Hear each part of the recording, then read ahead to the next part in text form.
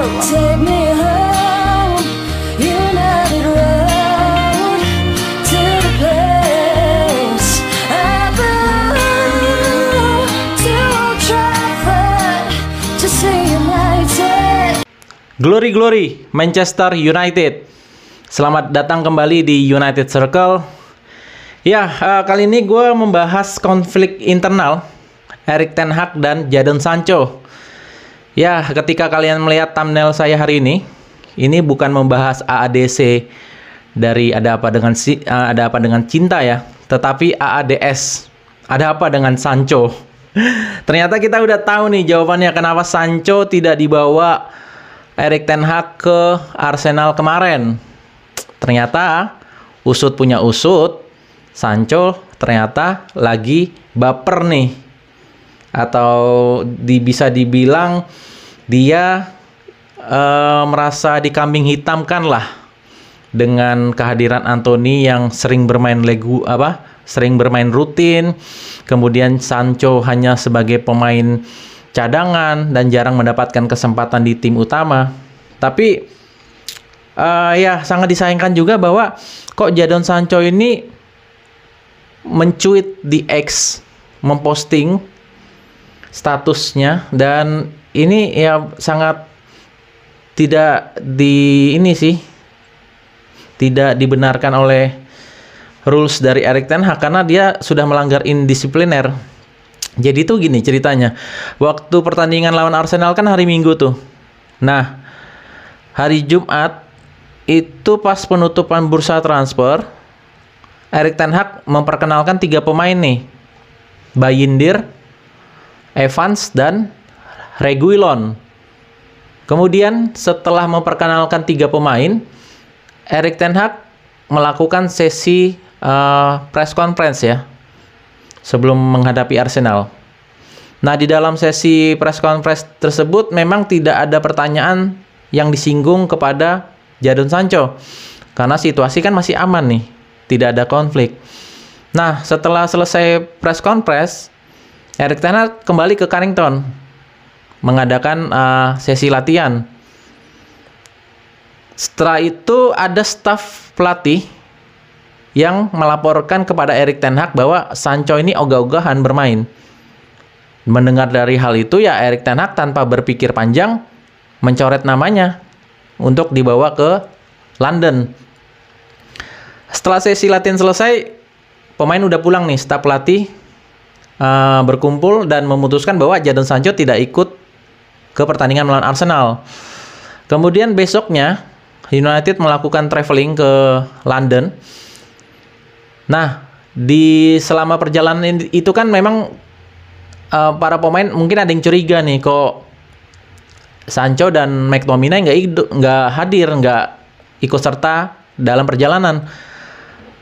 Dan ya mungkin itu hanya sebagian pemain yang punya pendapat seperti itu karena kan memang umumnya ya ada yang dibawa, ada yang tidak gitu. Tetapi setelah pertandingan melawan Arsenal itu baru ketahuan nih. Karena di sesi press conference setelah laga lawan Arsenal, Erik ten Hag ditanya salah satu wartawan, ditanya kenapa kok Jadon Sancho tidak dibawa terbang menuju laga lawan Arsenal.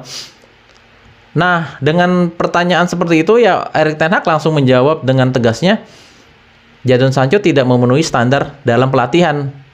Jadi makanya dia dicoret. Wah, mendengar hal itu otomatis kan ini berita udah tersebar nih. Beberapa jam kemudian Jadon Sancho mencuit nih di X. Gue bacakan ya kurang lebihnya. Dia bilang, tolong jangan percaya semua yang Anda baca. Saya tidak akan membiarkan orang-orang mengatakan hal yang sepenuhnya tidak benar. Saya telah melakukan latihan dengan sangat baik minggu ini. Saya yakin ada alasan lain dalam masalah ini yang tidak akan saya bahas. Saya sudah lama menjadi kambing hitam dan itu tidak adil. Yang ingin saya lakukan hanyalah bermain sepak bola dengan senyuman di wajah dan berkontribusi pada tim saya. Saya menghormati semua keputusan yang dibuat oleh staf pelatih Saya bermain dengan pemain fantastis dan bersyukur bisa melakukannya. Yang saya tahu setiap minggunya adalah sebuah tantangan.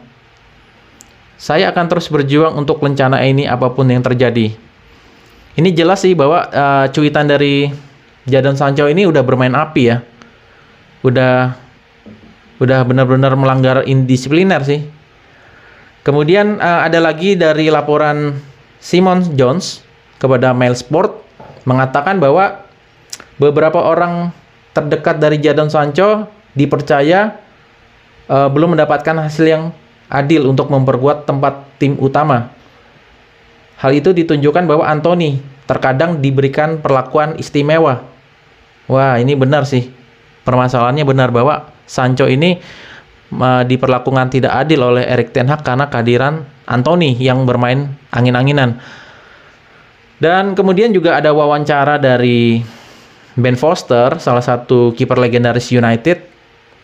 Dan Ben Foster mengatakan kepada Mark Goldbridge di The United Stand, dia mengatakan bahwa jika Jadon Sancho bermain di era Ferguson, maka Jadon Sancho tidak akan mendapatkan tempatnya kembali. Wah, ini udah jelas bahwa pernyataan dari Ben Foster ini bisa dibilang pintu untuk kembali Jadon Sancho ke skuad utama Erik ten Hag ini sangat kecil.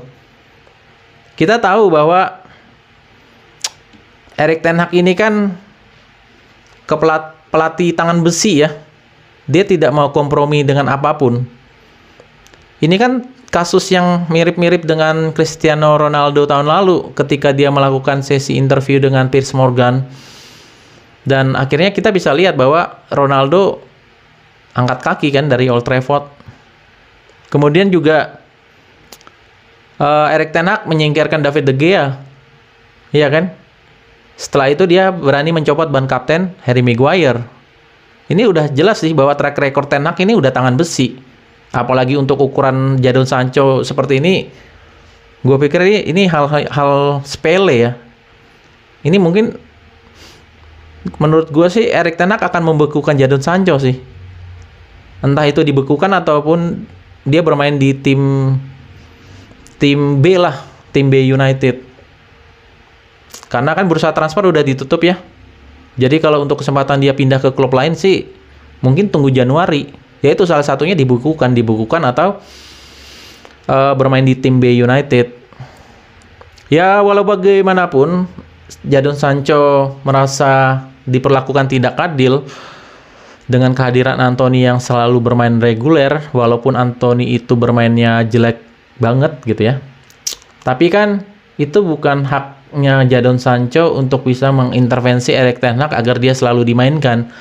Ya walau bagaimanapun pelatih dan pemain, ya jenjangnya sih pemain itu ya memang harus patuh pada rules yang ada.